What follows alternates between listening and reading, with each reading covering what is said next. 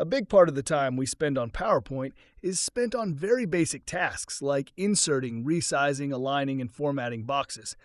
With PowerUser, all the buttons you need daily are regrouped under a single alignment toolbar. PowerUser also brings new buttons quite handy to work with shapes. I can give my shapes the same height, width, or size. I can align and distribute. I can swap shapes positions, position symmetrically, bring my shapes closer, move them apart, stack, unstack, group or ungroup, rotate, change colors or other text properties. I can also merge all the text in a single shape, or on the contrary, split it into different shapes. I can also organize content automatically in rows and columns. On this slide, I have a number of logos. I'm going to click this button here with the little squares of color. It shows I have 32 objects selected. I'm going to organize them as 4 rows and 8 columns.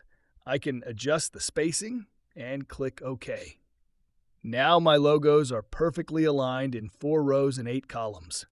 PowerUser also lets me insert sticky notes to quickly take notes on any slide, like this. This is great to add live comments to slides during a meeting.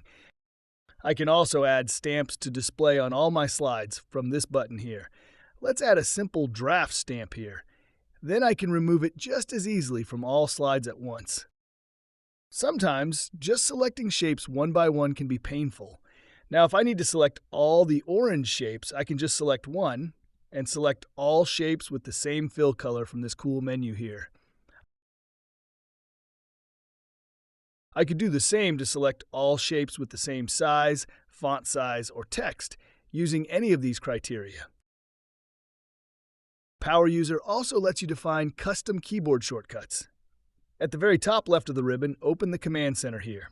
Locate a command and type a shortcut. Here, Control-8 to align at the top. And now Control-8 aligns to the top.